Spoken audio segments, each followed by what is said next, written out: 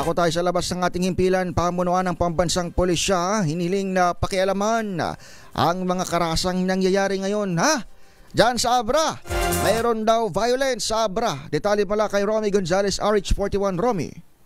Nananawagan ang mga mamamayan sa lalawigan ng Abra sa pamunuan ng pambansang pulisya na pakialaman na ang mga nangyaring karahasan sa ilang bayan sa Abra na sa nakalipas na ilang araw.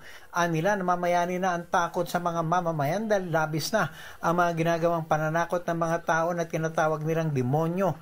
Gabi-gabi umanong nagpapaputok ng grenade launcher sa bayan ng Vice Mayor sa San Quintin, Abra. At gabi-gabi rin na pawang alingaw-ngaw ng putok ng baril ang naririnig. Naging ghost town na rin ang sentro ng San Quintin, Abra. Wala nang makitang tao sa paligid sapagkat naghari na ang mga nakatalukbong na gabi-gabing nagpapaputok ng dala nilang baril. Merong nahulihan ng M14 na baril sa isang checkpoint, subalit hindi umano ito inireport ng PNP. Kahapon ay meron namang putok ng baril sa bayan ng Pilar. Hinaras umano ang mga tao nagtutungo doon para magatid ng ayuda. Sinundan umano sila ng grupo ni Vice Mayor at pinaputukan sila.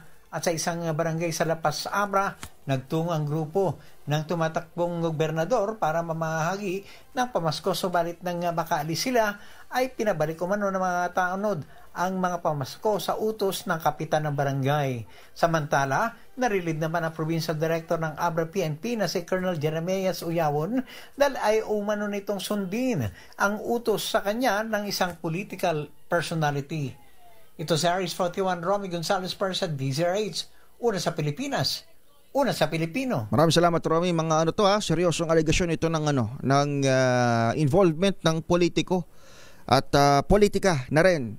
In general, dyan sa karahasan daw sa Abra, tama ba ito? May mga nahuhulihan pa ng grenade launcher, tapos may mga activities, political activities, bigayan ng ayuda at kung ano-ano pa na napapagitnaan ng mga politiko to the point na nag-relieve, umalis, na-relieve daw hepe ng polis dyan sa Abra dahil ayaw sumunod sa utos ng politiko. Sa report yan ng ating kasama si Romy Gonzalez, seryosong mga aligasyon, bagamat mayroon ng history ang Abra.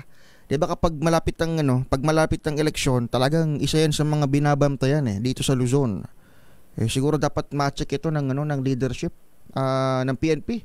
Kung tunay nga bang may dapat katakutan yung ating mga kababayan sa nabanggit na lalawigan.